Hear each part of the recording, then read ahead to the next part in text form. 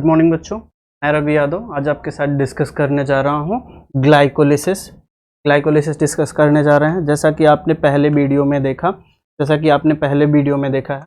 कि पहले वीडियो में देखा है कि रेस्पिरेशन कितने टाइप का होता है, कितने स्टेप में कंप्लीट होता है, कितने टाइप्स का होगा, कितने स्टेप में कंप्लीट होगा। मेन मोटो क्या है रेस्पिरेशन का? एनर्जी का फॉर्मेशन करना। एरोबिक रेस्पिरेशन, एनएरोबिक रेस्पिरेशन कितने टाइप के होते हैं, ठीक है। तो इससे पहले के वीडियो में आपने देखा था कि एरोबिक रेस्पिरेशन और एनएरोबिक रेस्पिरेशन दोनों में आपको ग्लाइकोलिसिस कॉमन देखने को मिल रही थी, ठीक है। क्योंकि ये क्या थी? ऑक्सीजन इंडिपेंडेंट प्रोसेस थी और ये हमें एरोबिक और एनएरोबिक रेस्पिरेशन दोनों में देखने को, ठीक है। तो एरोबिक रेस्पिरेशन और एनएरोबिक रेस्पिरेशन दोनों को पढ़ने से पहले हम ग्लाइकोलिसिस को पढ़ते हैं, क्योंकि ये दोनों में कॉमन होती है।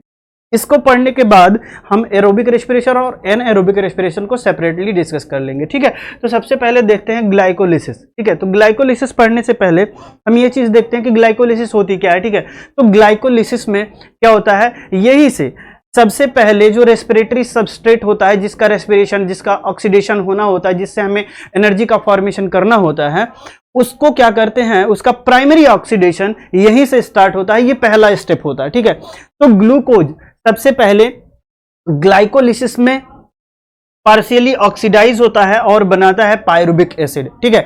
तो ग्लाइकोलिसिस के स्टेप्स देखते हैं और इसकी डिफिनीशन की अगर बात करें तो हमें मिलेगा ग्लाइकोलिसिस क्या है? तो प्रोसेस ऑफ पार्शियल ऑक्सीडेशन मतलब ये इसमें जो है ग्लूकोज कंप्लीटली ऑक्सीडाइज नहीं होता है, पार्शियली ऑक्सीडाइज होता है। मतलब अभी भी ग्लाइकोलिसिस के आफ्टर उसमें काफी एनर्जी बची रह जाएगी, ठीक है। तो partial oxidation of glucose to form 2 molecule of pyruvic acid, ठीक है, to form 2 molecules of pyruvic acid. तो जो ग्लाइकोलिसिस का एंड प्रोडक्ट होगा वो क्या होगा? पायरुबिक एसिड होगा। कितने मॉलिक्यूल्स? 2 मॉलिक्यूल्स होंगे, ठीक है। तो वो भी 2 मॉलिक्यूल्स बनेंगे जो पायरुबिक एसिड के, वो क्या होंगे? पार्शियली ऑक्सीडाइज होंगे। क्या होंगे? पार्शियली ऑक्सीडाइज, ठीक है। तो ग्लाइकोलिसिस की एक दूसरी डिफिनेशन की बात करें अगर, तो यहां पे देखें, glycolysis is a sequence of reaction. ये कई सारे रिएक्शन का एक सीक्वेंस है जो जिसमें क्या होता है, that converts glucose into pyruvate, ठीक है। जो क्या करता है, ग्लूकोज को पायरुवेट में कन्वर्ट कर देता है with the production of small amount of ATP, क्योंकि रेस्पिरेशन का जो मेन मोटो है एनर्जी का फॉर्मेशन करना है और ग्लाइकोलिसिस फर्स्ट स्टेप है रेस्पिरेशन की प्रोसेस में। तो इसमें क्या हो रहा है, पहले स्टेप में ग्लूकोज पार्शियली ऑक्सीडाइज हो रहा है और बना रहा है पायरुवेट। इस प्रोसेस में हमें थोड़ा सा ATP बन जा रहा है, थोड़ा सा ATP मिल जा रहा है। टोटल 38 ATP बनते हैं, लेकिन ग्लाइकोलिसिस में हमको कितने मिलते हैं? नेट 2 ATP मिलते हैं, ठीक है, नेट 2 ATP मिलते हैं। वैसे अगर आप ग्लाइकोलिसिस अभी पढ़ेंगे तो आपको यह दिखेगा कि 4 ATP टोटल बन रहे हैं, 4 ATP टोटल बन रहे हैं, लेकिन जो हमें नेट गेन हो रहा है वो 2 ATP का हो रहा है, ठीक है। तो इस तरीके से देखेंगे तो एक छोटा सा अमाउंट ATP का हमें ग्लाइकोलिसिस में मिलता है, ठीक है। देखिए ग्लाइकोलिसिस को सबसे पहले किसने एक्सप्लेन किया? ग्लाइकोलिसिस वाज गिवन बाय, ये साइंटिस्ट हैं इम्बडेन, मेयरहॉफ एंड पार्नास, ठीक है। ये साइंटिस्ट हैं इम्बडेन, मेयरहॉफ एंड पार्नास। इन्होंने क्या किया था? इन्होंने सबसे पहले ग्लाइकोलिसिस को एक्सप्लेन किया और ये बताया कि जो ग्लाइकोलिसिस है ये कितने स्टेप में कंप्लीट होती है और इसका एंड प्रोडक्ट क्या होता है? पायरुबिक एसिड, ठीक है। तो इस तरीके से इनके ऑनर में हम इसको EMP पाथवे बोलते हैं। क्या बोलेंगे? EMP पाथवे, इम्बडेन मेयरहॉफ पार्नास पाथवे, ठीक है। उसके बाद देखें, glycolysis does not require oxygen. जैसा कि अभी पहले मैंने बताया कि ये क्या है, ऑक्सीजन इंडिपेंडेंट प्रोसेस है, ठीक है, ऑक्सीजन इंडिपेंडेंट प्रोसेस है। तो लिखा है glycolysis does not require oxygen, thus common in both aerobic and anaerobic respiration. Aerobic और एनएरोबिक रेस्पिरेशन दोनों में ग्लाइकोलिसिस कॉमन होती है, क्योंकि इसको ऑक्सीजन की रिक्वायरमेंट नहीं पड़ती, ऑक्सीजन इंडिपेंडेंट प्रोसेस है, ठीक है। क्या है? ऑक्सीजन इंडिपेंडेंट प्रोसेस है। इट सर्व्स 3 प्रिंसिपल फंक्शन, ठीक है। ग्लाइकोलिसिस में ये 3 फंक्शन आपको देखने को मिलेंगे। पहला देखो, पहला क्या होगा? Generation of high energy molecule. Glycolysis में आप ये देखेंगे कि इसमें जो है हाई एनर्जी मॉलिक्यूल्स का फॉर्मेशन होगा, जो कि क्या है? ATP और NADH2, ATP और NADH2। ATP देखें, आप जान रहे हैं एनर्जी करेंसी है, ठीक है। क्या है? Energy currency. उसके बाद देखें NADH2 क्या है?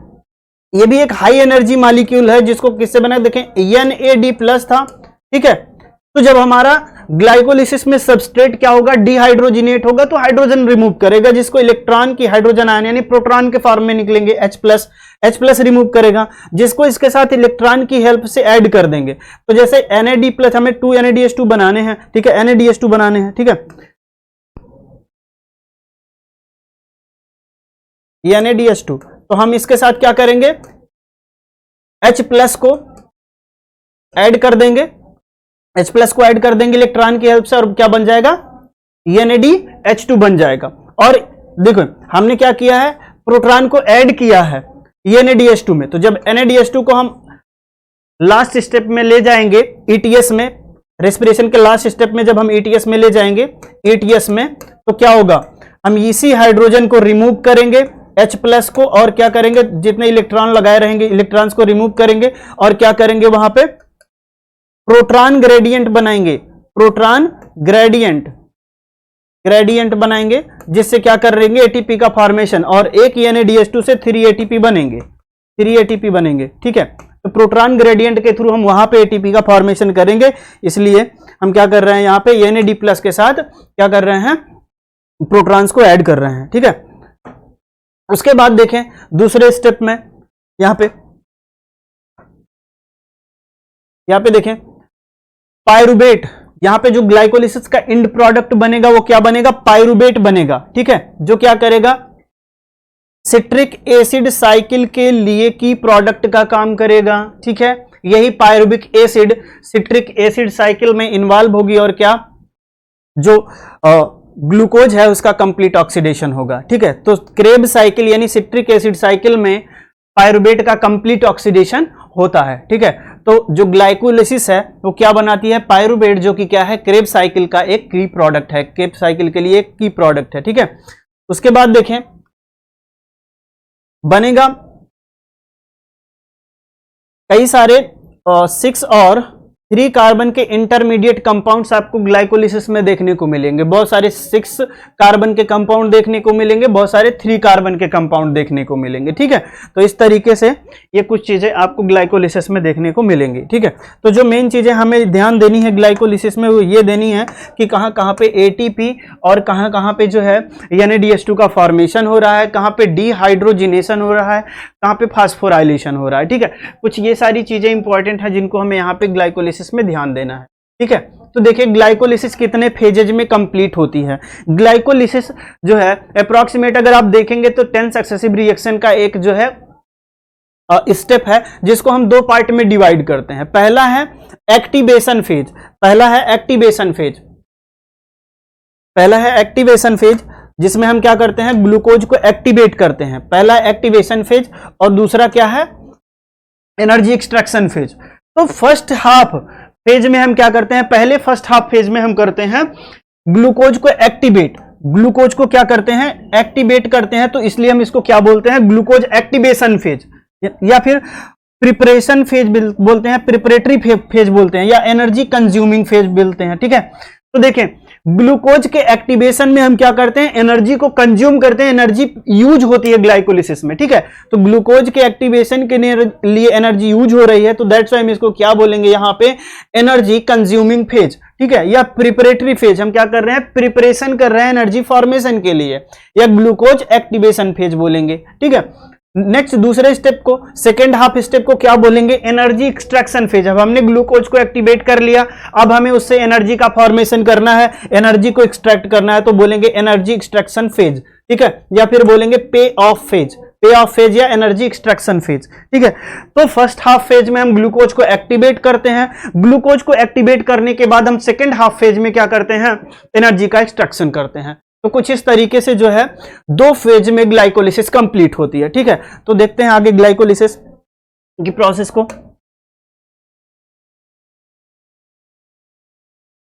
देखिए तो ग्लाइकोलिसिस ये 10 स्टेप्स में कंप्लीट होती है, ये 10 स्टेप्स में ग्लाइकोलिसिस कंप्लीट होगी।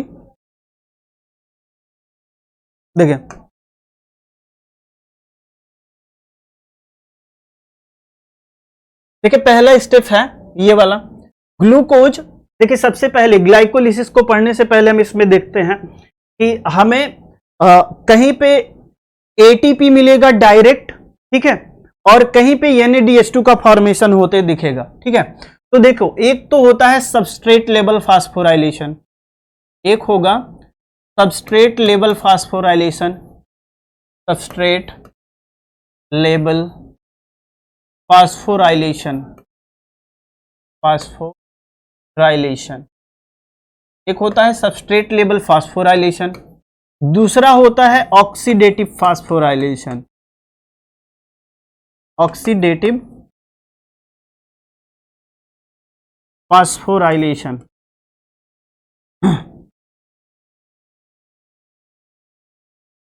ऑक्सीडेटिव फास्फोराइलेशन, ऑक्सीडेटिव फास्फो, देखिए ये दो चीजें क्या हैं, ठीक है, सबस्ट्रेट लेवल फास्फोराइलेशन और ऑक्सीडेटिव फास्फोराइलेशन। ठीक है, देखिए तब जहां पे भी आपको डायरेक्ट एटीपी बनता दिखे, जहां पे भी डायरेक्ट एटीपी बनता दिखे, देखो यहां पे डायरेक्ट एटीपी बना है, ठीक है, और यहां पे डायरेक्ट एटीपी बना है, तो जहां पे भी डायरेक्ट एटीपी बनता दिखे वहां पे आप क्या करेंगे, सबस्ट्रेट लेवल फास्फोराइलेशन, यानी हमें क्या हो रहा है, सबस्ट्रेट से डायरेक्ट एटीपी मिल रहा है। ठीक है, तो हम क्या बोलेंगे, सबस्ट्रेट लेवल फास्फोराइलेशन।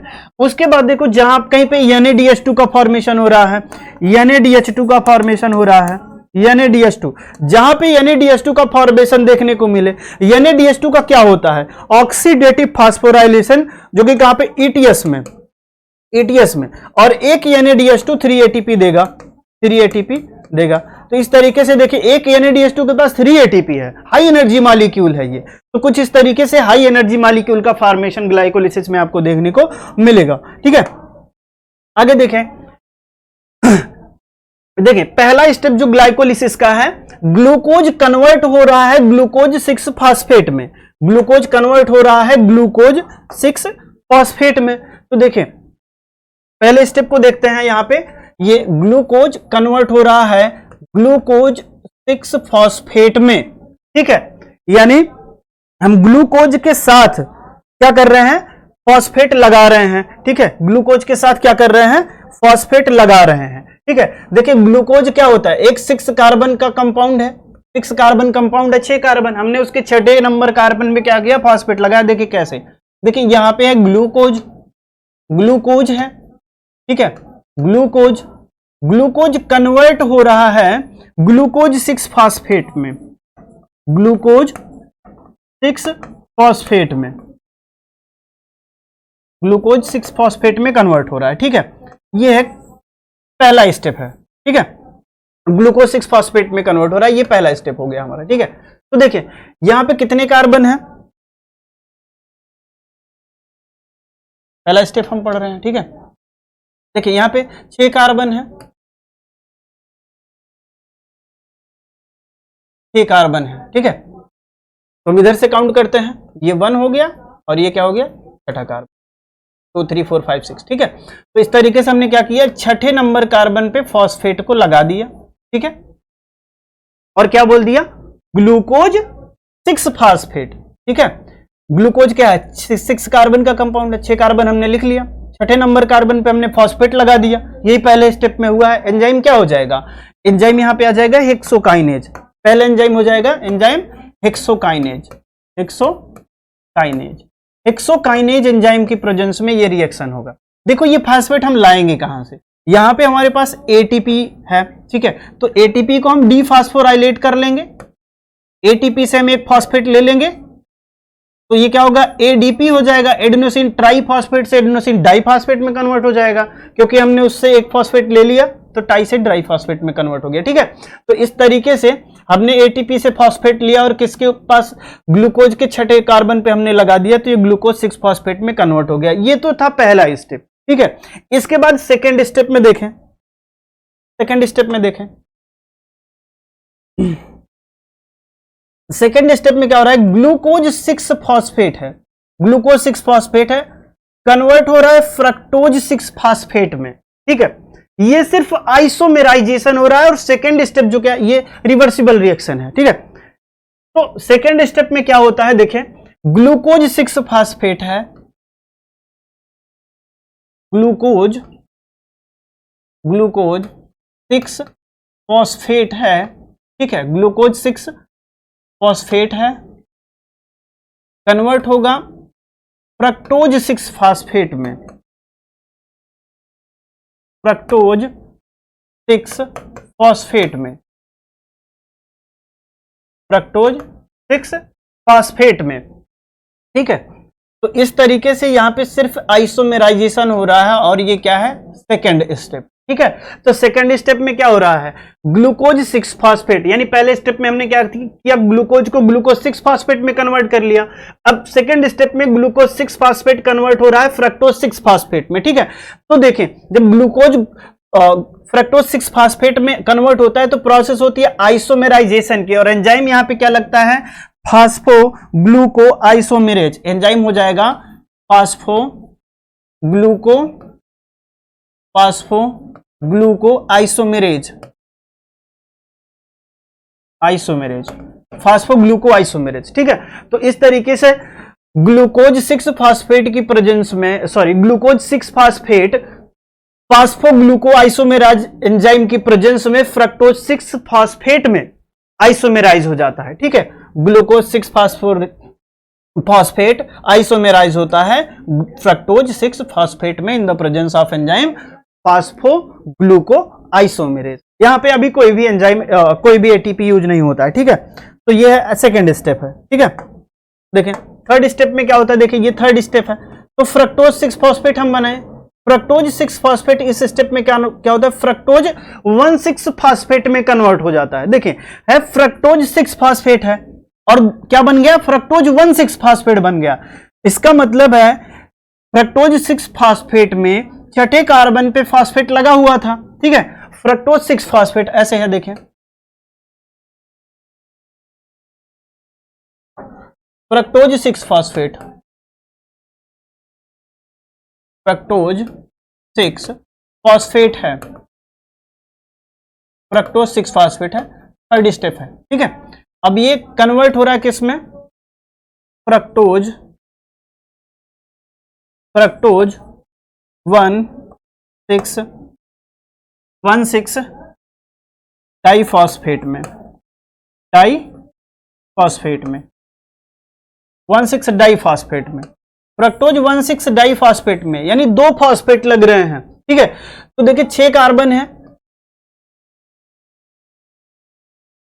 छठे कार्बन पे फॉस्फेट लगा हुआ था तो फ्रक्टोज 1,6 डाइफॉस्फेट बना। एक कार्बन है, छठे पे फॉस्फेट लगा हुआ था। अब हमने फर्स्ट कार्बन पे भी फॉस्फेट लगा लिया, ये फर्स्ट कार्बन और ये छठा कार्बन। ठीक है, छठे कार्बन पे फॉस्फेट लगा हुआ था, अब हमने फर्स्ट कार्बन पे भी फॉस्फेट लगा लिया। इसका मतलब क्या किया, हमने सबस्ट्रेट का फास्फोराइलेशन किया है, हमने सबस्ट्रेट का फास्फोराइलेशन यानी उसमें फॉस्फेट को ऐड किया है। तो हम क्या बोलेंगे, fructose 6 phosphate phosphorylate in the presence of enzyme phosphofructokinase in the form of fructose 1,6 diphosphate, यानी फ्रक्टोज 6 फास्फेट फास्फोराइलेट हो रहा है in the form of fructose 1,6 diphosphate, और नया वाला फॉस्फेट कहां पे लग रहा है, फर्स्ट कार्बन पे, इसलिए 1,6 बोल रहे हैं। ठीक है, तो और ये एंजाइम यहां पे क्या आ जाएगा, फास्फोफ्रक्टोकाइनेज हो जाएगा, फास्फोफ्रक्टोकाइनेज, फास्फोफ्रक्टोकाइनेज। ठीक है, फास्फोफ्रक्टोकाइनेज पीएफके बोलते हैं। ठीक है, फास्फोफ्रक्टोकाइनेज। देखिए इस एंजाइम को पेस मेकर एंजाइम बोलते हैं, पीएफके फास्फोफ्रक्टोकाइनेज एंजाइम को क्या बोलते हैं, pacemaker enzyme, pacemaker enzyme. ठीक है, तो देखें यहां पे भी हम एक एटीपी यूज करेंगे, एक एटीपी यूज करेंगे यहां पे भी। ठीक है, देखें यहां पे भी हम क्या करेंगे, एक एटीपी यूज करेंगे, तो एटीपी से ये एडीपी हो जाएगा, एडीपी। ठीक है भाई, हम फास्फोराइलेशन यहां पे कर रहे हैं, फॉस्फेट ऐड कर रहे हैं, फॉस्फेट कहीं से लाएंगे भी तो हमने एटीपी से फॉस्फेट लिया और यहां पे ऐड कर दिया। ठीक है, तो इस तरीके से ग्लाइकोलिसिस में ग्लूकोज के एक्टिवेशन में, ठीक है, 2 एटीपी यूज होते हैं, एक यहां पे और एक यहां पे। ठीक है, तो यहां तक जो है आपका ग्लूकोज एक्टिवेशन हो गया। और देखिए ग्लूकोज 6 फॉस्फेट, देखें ग्लूकोज 6 फॉस्फेट में कन्वर्ट होने से लेके फ्रक्टोज 1,6 डाइफॉस्फेट में कन्वर्ट होने तक की प्रोसेस को बोलेंगे rate limiting step. Rate limiting step, rate limiting step, ठीक है, रेट लिमिटिंग स्टेप बोलते हैं, ठीक है। तो ग्लूकोज के फ्रक्टोज 1,6 फॉस्फेट में कन्वर्ट होने की पूरी प्रोसेस को बोलते हैं रेट लिमिटिंग स्टेप, क्योंकि इसमें एटीपी का यूज होता है, वो भी कितने, 2 एटीपी। एक ग्लूकोज जब ग्लूकोज 6 फॉस्फेट में कन्वर्ट होता है, दूसरा जब फ्रक्टोज 6 फॉस्फेट फ्रक्टोज 1,6 डाइफॉस्फेट में कन्वर्ट होता है। तो इस तरीके से यहां पे रेट लिमिटिंग स्टेप हम इसको बोलेंगे, ठीक है। तो यहां तक आपने 3 स्टेप देख लिए हैं। 4th स्टेप में आप देखेंगे अब जो फ्रक्टोज 1,6 बिसफॉस्फेट है, ये क्या होगा, क्लीवेज इसका होगा और ये 2 ट्रायोज फॉस्फेट में टूट जाएगा, ठीक है। देखें तो यहां तक, ठीक है, यहां तक कि अभी यहां तक कि हमने क्या देखा, 2 फेज में कंप्लीट होती है, ठीक है। तो यहां तक के स्टेप को क्या बोलेंगे, प्रिपरेटरी फेज, ठीक है, प्रिपरेटरी फेज, प्रिपरेटरी फेज, ठीक है। यहां तक के स्टेप को प्रिपरेटरी फेज बोलते हैं। और ये यहां से, ठीक है, पे ऑफ फेज बोलेंगे इसको, पे ऑफ फेज, ठीक है। ये फर्स्ट हाफ इस पे है, फर्स्ट हाफ स्टेप है जिसमें हमने क्या किया, ग्लूकोज का एक्टिवेशन किया इस क्लीवेज तक, फ्रक्टोज 1,6 बिसफॉस्फेट के क्लीवेज तक, ठीक है। हम इसको प्रिपरेटरी फेज बोलेंगे। उसके बाद जो है ग्लिसरल्डिहाइड 3 फॉस्फेट के बाद हम लास्ट तक पायरुवेट तक क्या बोलेंगे, इसको पे ऑफ फेज बोलेंगे, ठीक है। तो ये प्रिपरेटरी और पे ऑफ फेज 2 कंप्लीट जो है फेजेस में डिवाइड होता है, ठीक है। तो देखते हैं अब यहां से हम जो फ्रक्टोज 1,6 बिसफॉस्फेट है उसका क्लीवेज करते हैं, ठीक है। तो फ्रक्टोज 1,6 देखें, फ्रक्टोज 1,6 बिसफॉस्फेट, बिसफॉस्फेट या आप डाइफॉस्फेट भी बोल सकते हैं, ठीक है। 1,6 बिसफॉस्फेट, बिसफॉस्फेट, ठीक है। इसका होगा क्लीवेज, इसका होगा क्लीवेज, इसका क्लीवेज होगा, ठीक है। और क्लीवेज के आफ्टर ये क्या होगा, फ्रक्टोज 1,6 बिसफॉस्फेट ये कन्वर्ट हो जाएगा ग्लिसरल्डिहाइड, ग्लिसरल्डिहाइड 3 फॉस्फेट में, ग्लिसरल्डिहाइड 3 फॉस्फेट में और डाइहाइड्रोक्सी एसीटोन फॉस्फेट में, और डाइहाइड्रोक्सी एसीटोन, एसीटोन फॉस्फेट में, ठीक है, एसीटोन फॉस्फेट में, ठीक है। इसको बोलेंगे DHAP, ठीक है, DHAP, ठीक है। एंजाइम क्या हो जाएगा यहाँ पे, एल्डोलेज, ठीक है, एल्डोलेज। तो ये भी 3 कार्बन का है और ये भी, ठीक है। 3 कार्बन के 2 मॉलिक्यूल्स यहां पे हमने बना लिए हैं, 3 कार्बन के हमने 2 मॉलिक्यूल बना लिए हैं।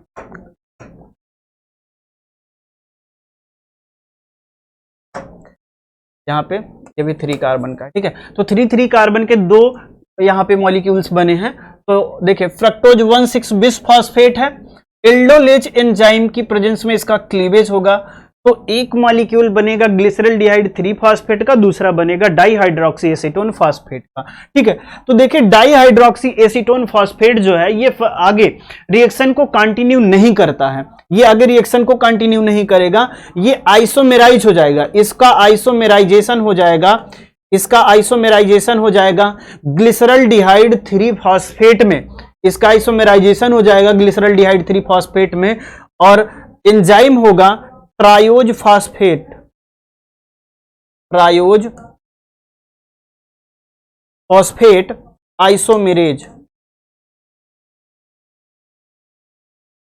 ट्रायोज फॉस्फेट आइसोमेरेज, ठीक है, ट्रायोज फॉस्फेट आइसोमेरेज, ठीक है।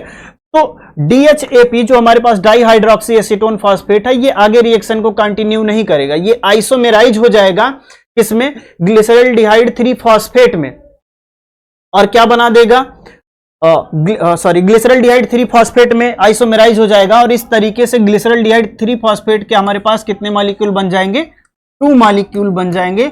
और अब इस तरीके से हमें आगे जितने भी सबस्ट्रेट हैं उनको हम 2-2 मॉलिक्यूल लेके चलेंगे, ठीक है, 2-2 मॉलिक्यूल लेके चलेंगे और लास्ट में जो हमें पायरुविक एसिड भी 2 ही मिलेगा, ठीक है। अगर हम चाहें तो इधर भी इसको जो है ग्लिसरल्डिहाइड 3 फॉस्फेट में करके एक एक मॉलिक्यूल का अलग अलग से भी दिखा सकते हैं, लेकिन हम एक में ही कर लेते हैं, ठीक है। तो ये एंजाइम हो जाएगा ट्रायोज फॉस्फेट आइसोमेरेज की प्रेजेंस में dihydroxy acetone phosphate glyceraldehyde 3 phosphate में कन्वर्ट हो जाएगा। तो देखें जो 4th स्टेप है उसमें क्या हो रहा है, फ्रक्टोज 1,6-बिस फॉस्फेट का क्लीवेज हो रहा है ग्लिसरल्डिहाइड 3 फॉस्फेट में और डाइहाइड्रोक्सी एसीटोन फॉस्फेट में। उसके बाद 5th स्टेप में क्या हो रहा है, 5th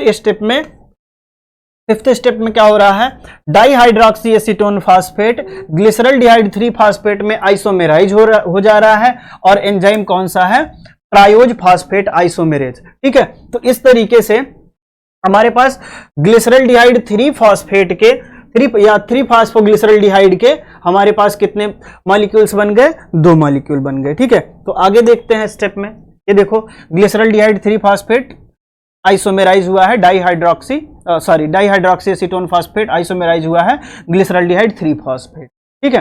तो देखें 6th स्टेप क्या होता है जिसमें ग्लिसरल्डिहाइड 3 फॉस्फेट कन्वर्ट होता है 1,3-बिस ग्लिसरिक एसिड में, ठीक है। तो इस स्टेप में क्या होता है, ग्लिसरल्डिहाइड 3 फॉस्फेट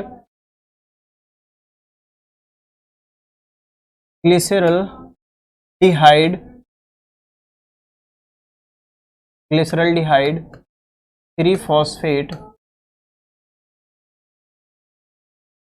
3 फॉस्फेट ठीक है, कन्वर्ट होता है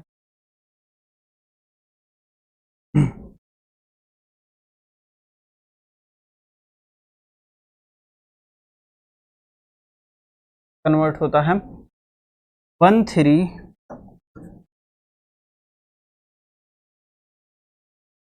1,3-बिस फॉस्फो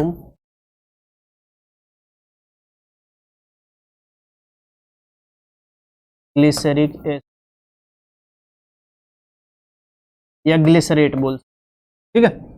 तो इस स्टेप में क्या होगा, ये अब 6ठा स्टेप है हमारे पास, ठीक है। 6th स्टेप में क्या होगा, देखें यहां पे ग्लिसरल्डिहाइड 3 फॉस्फेट कन्वर्ट हो जाएगा 1,3-बिस फॉस्फोग्लिसरिक एसिड में, ठीक है। देखिए ये है स्टेप, 6ठा स्टेप, ग्लिसरल्डिहाइड 3 फॉस्फेट कन्वर्ट हो रहा है 1,3-बिस फॉस्फोग्लिसरिक एसिड में, ठीक है। तो इस तरीके से देखें इस स्टेप में क्या होता है, एक तो देखें ग्लिसरल्डिहाइड 3 फॉस्फेट में, यानी ये 3 कार्बन का कंपाउंड है, यानी यहाँ पे ये सिर्फ 3 कार्बन का मॉलिक्यूल है, ठीक है। और ये भी कितने का होगा, 3 ही कार्बन का मॉलिक्यूल होगा, ठीक है। और कितने मॉलिक्यूल हैं, 2 मॉलिक्यूल हैं यहाँ पे भी, और यहाँ पे भी कितने मॉलिक्यूल हो जाएंगे, 2 मॉलिक्यूल हो जाएंगे, ठीक है, ठीक है। इस तरीके से तो देखिए ग्लिसरल्डिहाइड 3 फॉस्फेट में एक 3 कार्बन पे लगा हुआ है फॉस्फेट, सिर्फ एक, लेकिन यहां पे देखो 1,3-बिस फॉस्फेट, यानी फर्स्ट पोजीशन पे भी और थर्ड पोजीशन पे भी फॉस्फेट लगा हुआ है। इसका मतलब यहां पे फॉस्फोराइलेशन भी हुआ है, यहां पे सबस्ट्रेट का में हमने फॉस्फेट को ऐड भी किया है, ठीक है। उसके बाद देखें एल्डिहाइड कन्वर्ट हुआ है ग्लिसरिक एसिड में, ठीक है। तो यहां पे डिहाइड्रोजिनेशन की प्रोसेस भी जो है होगी, ठीक है। तो देखिए क्या बोलेंगे, glyceraldehyde 3 phosphate undergoes dehydrogenation and phosphorylation to form 1,3-बिस फॉस्फोग्लिसरिक एसिड, ठीक है। तो यहां पे देखें 2H3PO4 लगेगा, H3PO4 मॉलिक्यूल लगाएंगे, 2H3PO4 मॉलिक्यूल लगाएंगे, ठीक है। और क्या करेंगे, 2 NAD प्लस बना देंगे 2 NADH2, ठीक है। तो NADH2 का फॉर्मेशन इस स्टेप में आपको देखने को मिलेगा। तो ये पहला स्टेप है जहां पे आपको पहला हाई एनर्जी मॉलिक्यूल बनते हुए दिखेगा, ठीक है। तो पहले स्टेप में NAD प्लस बना रहा है NADH2, ठीक है। यहां पे एंजाइम क्या यूज हो जाएगा, ग्लिसरल्डिहाइड 3 फास्फेट डिहाइड्रोजिनेज, ठीक है।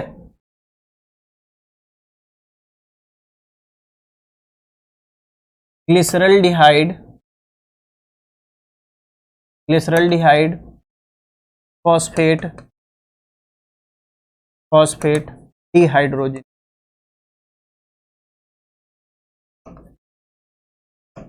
Dehydrogenase, glyceraldehyde phosphate dehydrogenase enzyme use होगा, ठीक है। तो ग्लिसरल्डिहाइड फॉस्फेट डिहाइड्रोजिनेज एंजाइम की प्रेजेंस में ग्लिसरल्डिहाइड 3 फॉस्फेट डिहाइड्रोजिनेट होगा, बनाएगा 1,3 बिस फास्फोग्लिसरिक एसिड। और देखिए इस स्टेप में फास्फोराइलेशन होगा, फास्फेट के लिए H3PO4 का यूज किया गया है। और हमने क्या किया, जो 3 कार्बन मॉलिक्यूल था, पहले क्या था 3 नंबर कार्बन पे एक फॉस्फेट लगा हुआ था, अब हमने सेकंड नंबर पे भी एक फॉस्फेट लगा लिया, फर्स्ट नंबर पे भी एक फॉस्फेट लगा लिया, तो इस तरीके का हो गया 1,3, ठीक है। 1,3 बिस फास्फोग्लिसरिक एसिड, 1,3 बिस फास्फोग्लिसरिक एसिड, ठीक है। तो इस तरीके से इस स्टेप में जो है 2 NADH2 मॉलिक्यूल का फॉर्मेशन हो जाता है, ठीक है। उसके बाद देखें, बोला जाता है यहां पे सबस्ट्रेट से 2 रेडॉक्स इक्विवेलेंट रिलीज होते हैं, रेडॉक्स इक्विवेलेंट रिलीज होते हैं, जो क्या करते हैं NAD+ को रिड्यूस करते हैं। देखें इस स्टेप में क्या हो रहा है, 2 रेडॉक्स इक्विवेलेंट रिलीज हो रहे हैं, जो क्या कर रहे हैं, सबस्ट्रेट को जो है रिड्यूस कर रहे हैं। वन रेडॉक्स इक्विवेलेंट वो होगा प्रोटॉन्स का नंबर। देखें 1 रेडॉक्स इक्विवेलेंट प्रोटॉन्स का वह नंबर है जो सबस्ट्रेट के ऑक्सीडेशन स्टेट को 1 यूनिट डिक्रीज करे, ठीक है। तो इस तरीके से यहां पे 2 रेडॉक्स इक्विवेलेंट यानी 2 प्रोटॉन रिलीज होंगे, जो क्या करेंगे NAD+ से जुड़ेंगे और क्या बना देंगे NADH2। तो देखें यहां पे हम जो NADH2 का फॉर्मेशन कर रहे हैं, है ना, वहां पे देखें NAD+ है, ठीक है। इस स्टेप में NAD+ है और हम क्या कर रहे हैं, NAD+ के साथ हम क्या कर रहे हैं, H+ ऐड कर रहे हैं with the help of electron, ठीक है।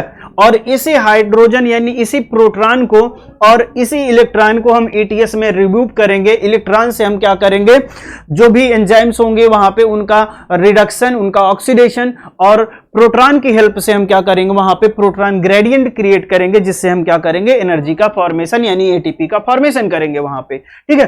तो इस तरीके से यहां पे 2 NADH2 मॉलिक्यूल का इस छठे स्टेप में सबसे पहले फॉर्मेशन हो जाता है। तो ये पहला स्टेप है जहां पे अभी तक हमने सिर्फ पहला हाई एनर्जी मॉलिक्यूल बनाया है रेस्पिरेशन की प्रोसेस में, ये पहला स्टेप है, ठीक है। देखिए रेस्पिरेशन की प्रोसेस में सबसे पहला स्टेप ये है ग्लिसरल्डिहाइड 3 फॉस्फेट जब 1,3 बिस फॉस्फेट में कन्वर्ट होता है तब NADH2 का फॉर्मेशन, ठीक है। तो आपने छठा स्टेप देख लिया। अब हम पढ़ते हैं 7वां स्टेप, इसमें क्या होगा, देखें 7th स्टेप में क्या होगा। हमने अभी तक देखा 1,3 बिस फास्फोग्लिसरिक एसिड का फॉर्मेशन, तो अब देखें जब 1,3 बिस फास्फोग्लिसरिक एसिड बन जाएगा तो क्या होगा, 1,3 बिस फास्फोग्लिसरिक एसिड का होगा डीफास्फोराइलेशन,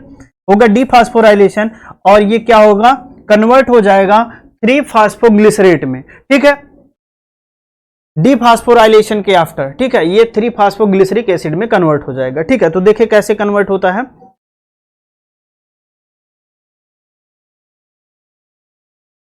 1,3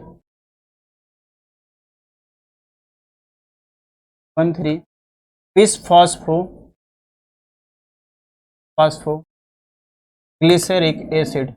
फास्फोग्लिसरिक एसिड, ये है हमारे पास, ठीक है, ये हमने बनाया था अभी, ठीक है। तो यहां पे देखो तो 3 कार्बन है, तो कार्बन नंबर 3 पे एक फॉस्फेट लगा हुआ है और कार्बन नंबर 1 पे, ठीक है। हम क्या बनाते हैं इससे, हम इससे बनाते हैं 3 फास्फोग्लिसरेट, 3 फास्फोग्लिसरेट,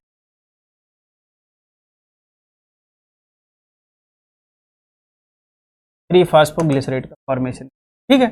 तो 3 फास्फोग्लिसरेट का फॉर्मेशन करते हैं, तो इसमें आप देखें हमारे पास 2 फॉस्फेट, ठीक है,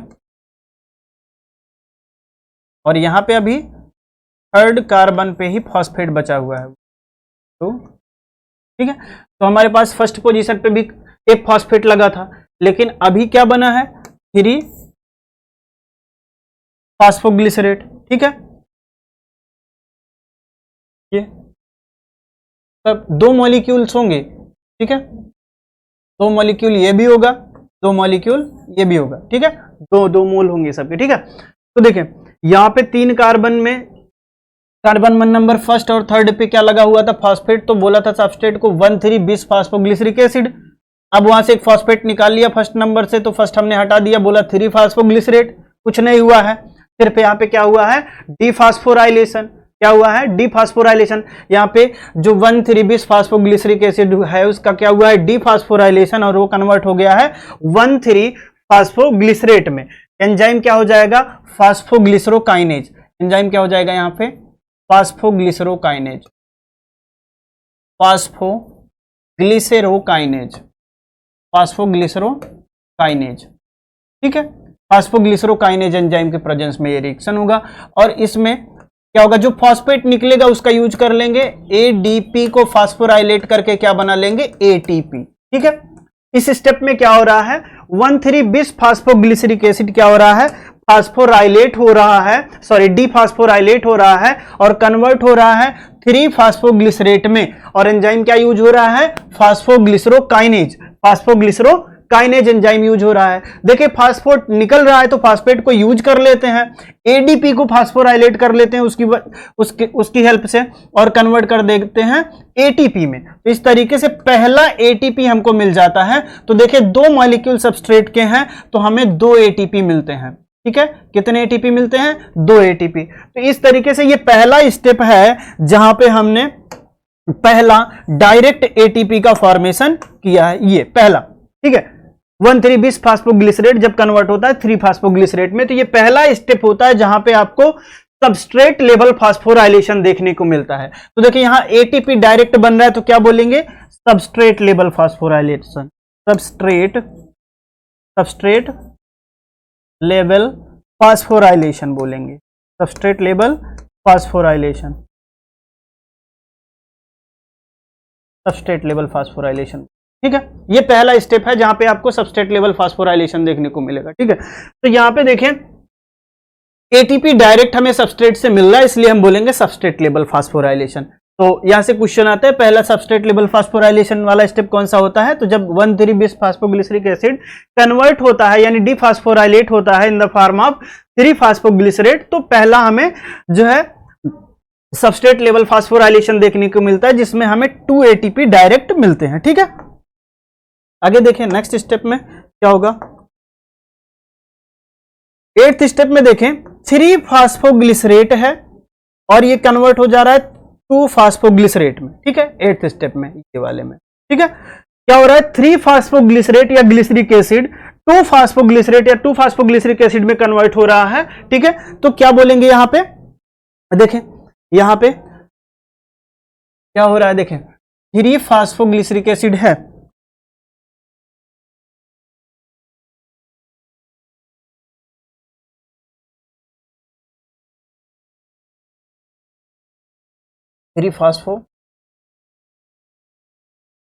ग्लिसरिक एसिड है, ये कन्वर्ट हो रहा है 2 फास्फोग्लिसरिक एसिड,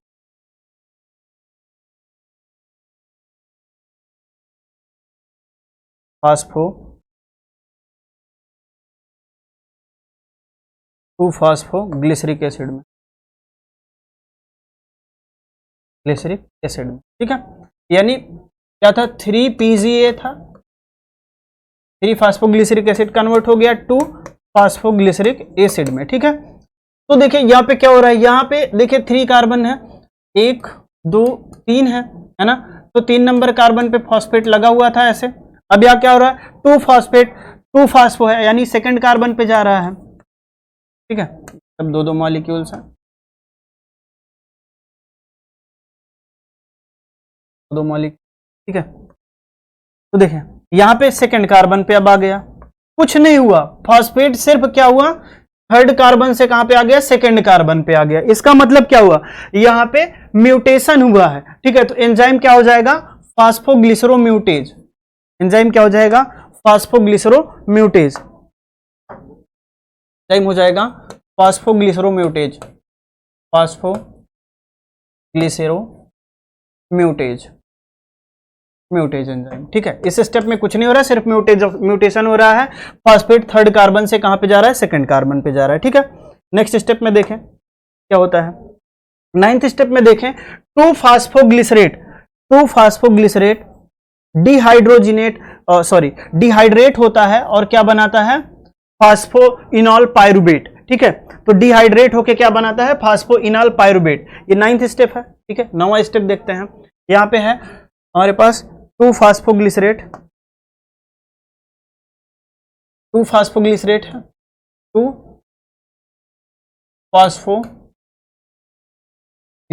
एसिड,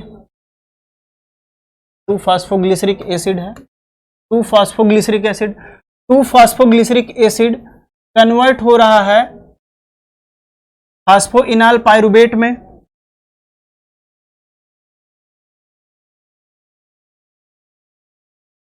कन्वर्ट हो रहा है फास्फोइनॉल पायरुवेट में। ठीक है, कन्वर्ट हो रहा है फास्फोइनॉल पायरुवेट में, फास्फोइनॉल पायरुवेट में, फास्फोइनॉल पायरुवेट में, फास्फोइनॉल पायरुवेट, फास्फोइनॉल पायरुविक एसिड पीईपी। ठीक है, इसमें कन्वर्ट हो रहा है। ठीक है, तो मॉलिक्यूल बनेंगे। देखिए यहां पे सिर्फ क्या हो रहा है, डिहाइड्रेशन, H2O निकल रहा है, एंजाइम हो जाएगा इनोलेज। इस स्टेप में सिर्फ ये होगा 2 फास्फोग्लिसरिक एसिड डिहाइड्रेट होगा इन the presence of enzyme enolase, क्या बना देगा, फास्फोइनॉल पायरुविक एसिड। अब ये फास्फोइनॉल पायरुविक एसिड डिफास्फोराइलेट होगा और क्या बना देगा, पायरुवेट बना देगा। ठीक है, देखिए लास्ट स्टेप, ये हमारा 10th स्टेप था। ठीक है, तो 9th स्टेप है,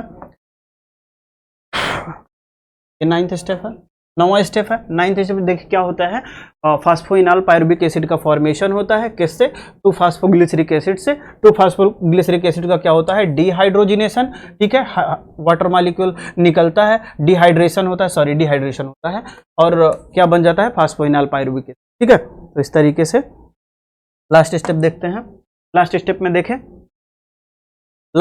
देखें फास्फोइनॉल पायरुवेट कन्वर्ट हो जाता है pyruvic acid, finally pyruvic acid में कन्वर्ट हो जाता है और with the formation of 2 ATP molecule, 2 ATP यहां पे बनेंगे लास्ट स्टेप में। ठीक है, तो इस तरीके से देखें फास्फोइनॉल पायरुविक एसिड कन्वर्ट हो जाएगा पायरुवेट में या पायरुविक एसिड में, और कितने मॉलिक्यूल, 2 पायरुविक एसिड के मॉलिक्यूल बनेंगे। यहां पे हम 2 फास्फोइनॉल पायरुविक एसिड लेंगे, क्या होगा, सिर्फ यहां पे देखें, यहां पे 2 ATP का फॉर्मेशन होगा, 2 ATP का फॉर्मेशन होगा। ठीक है, एंजाइम क्या हो जाएगा, पायरुवेट काइनेज। देखिए लास्ट स्टेप है, लास्ट स्टेप में फास्फोइनॉल पायरुविक एसिड कन्वर्ट हो रहा है पायरुवेट में इन the presence of enzyme pyruvate kinase, और क्या बन रहा है, या इस स्टेप में 2 ATP बन रहे हैं। तो ये हमारे ग्लाइकोलिसिस का लास्ट स्टेप है, जिसमें क्या हो रहा है, लास्ट स्टेप में 2 ATP का फॉर्मेशन हो रहा है। ठीक है, तो इस तरीके से ग्लाइकोलिसिस की प्रोसेस में मेजर चीजें आपने क्या देखी, यहाँ पे पहले एक्टिवेशन फेज में 1 ATP ये और 1 ATP ये, 2 ATP टोटल कंज्यूम होती है, 2 ATP क्या होती है, कंज्यूम होती है, 2 ATP कंज्यूम होती है। तो आप देख रहे हैं 2 ATP यहां पे बन रही है और 2 ATP यहां पे बन रही है, टोटल कितने ATP बन रहे हैं, 4 ATP। तो 2 कंज्यूम हो रहे हैं तो बचेंगे कितने, 2 ATP। तो नेट 2 ATP यही हमें जो है ग्लाइकोलिसिस से यहां पे मिलते हैं।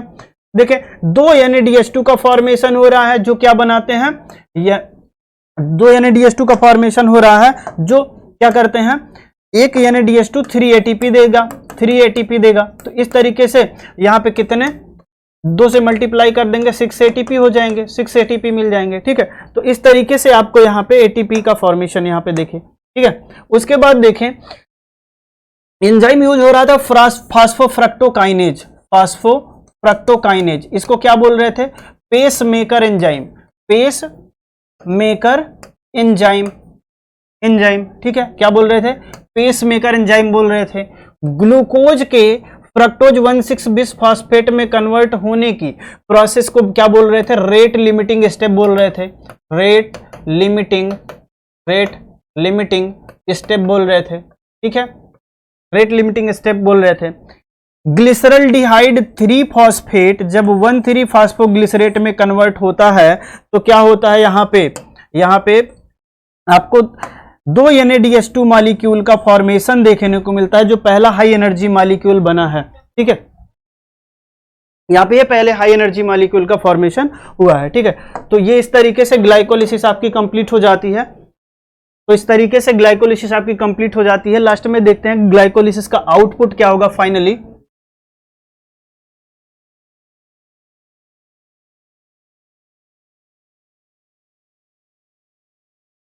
देखिए ग्लाइकोलिसिस में आउटपुट जो मिलेगा हमें वो टोटल 2 NADH2 मिलेगा, 2 NADH2 मिलेगा, और 2 NADH2 क्या करेंगे? एक NADH2 मॉलिक्यूल से मैंने क्या बताया था आपको? 3 ATP का फॉर्मेशन होता है, तो 2 NADH2 बन रहे हैं और 3 ATP, टोटल हमें कितने मिल जाएंगे? 6 ATP मिल जाएंगे। तो ग्लाइकोलिसिस में 6 ATP हमें कहां से मिलते हैं? NADH2 से मिलते हैं। उसके बाद 4 ATP डायरेक्ट बने थे, जिसमें से हमने 2 माइनस कर दिए, ठीक है, 2 ATP माइनस कर देते हैं क्योंकि 2 ATP कंज्यूम हो जाते हैं एक्टिवेशन में। टोटल हमारे पास नेट गेन कितना होता है? 2 ATP का नेट गेन होता है। ये टोटल आउटपुट होता है ग्लाइकोलिसिस का। उसके बाद देखिए फाइनल जो ग्लाइकोलिसिस का मेन मोटो था उसमें क्या था हमारे पास? पायरुवेट का फॉर्मेशन करना, पायरुबिक एसिड का फॉर्मेशन करना था, ठीक है। तो ये पायरुबिक एसिड जो बना है, ये पायरुबिक एसिड क्रेब साइकिल में इंटर करने के लिए इसको क्या किया जाएगा? माइटोकॉन्ड्रिया में, ठीक है, माइटोकॉन्ड्रिया में इसको ट्रांसपोर्ट किया जाएगा, ठीक है। तो माइटोकॉन्ड्रिया में ट्रांसपोर्ट करने के लिए देखें, माइटोकॉन्ड्रिया की आउटर मेम्ब्रेन को पायरुबिक acid voltage dependent anion channels के थ्रू पार करेगा, ठीक है। आउटर मेम्ब्रेन पे होते हैं वोल्टेज डिपेंडेंट एनायन चैनल, जिसके थ्रू पायरुबिक एसिड माइटोकॉन्ड्रिया के इंटरमेम्ब्रेनल स्पेस में चला जाता है, ठीक है। उसके बाद इंटरमेम्ब्रेनल स्पेस के बाद बचती है इनर मेम्ब्रेन, जो कि टोटली इम्परमिएबल होती है इसके लिए। यहां पे होते हैं मेम्ब्रेन या माइटोकॉन्ड्रियल पायरुवेट कैरियर, MPC, ठीक है। ये क्या होते हैं? ये एंजाइम, ये प्रोटीन्स होते हैं जो क्या करेंगे? पायरुवेट एसिड के ट्रांसपोर्ट को फैसिलिटेट करेंगे, ठीक है, जिससे क्या होगा? पायरुविक एसिड माइटोकॉन्ड्रियल मैट्रिक्स में जा सकेगा, ठीक है। तो mitochondrial pyruvate carrier 1, mitochondrial pyruvate carrier 2, ये कई सारे जो है प्रोटीन कैरियर होते हैं जो क्या करते हैं? पायरुविक एसिड के ट्रांसपोर्ट को फैसिलिटेट करते हैं, ठीक है। तो इस तरीके से जो है पायरुविक एसिड आपका माइटोकॉन्ड्रिया में इंटर कर पाता है, ठीक है। तो ये है पायरुविक एसिड जो फाइनली ग्लाइकोलिसिस के आफ्टर आपको मिलता है, जो कि फर्दर जो है क्रेब साइकिल में इन्वॉल्व होता है जब ये कन्वर्ट होता है एसिटाइल कोएंजाइम ए में, ठीक है। ये डायरेक्टली क्रेब साइकिल में इंटर नहीं करेगा, सबसे पहले इसका होगा डीकार्बोक्सिलेशन के बाद ये क्या करेगा? पायरुविक एसिड जो है क्रेब साइकिल में इंटर करेगा और फिर ये एरोबिक रेस्पिरेशन के थ्रू कंप्लीटली ऑक्सीडाइज होकर सारे के सारे ATP को रिलीज कर देगा, ठीक है। तो ये है ग्लाइकोलिसिस की प्रोसेस। उम्मीद करता हूं कि आपको समझ में आया होगा। So thank you.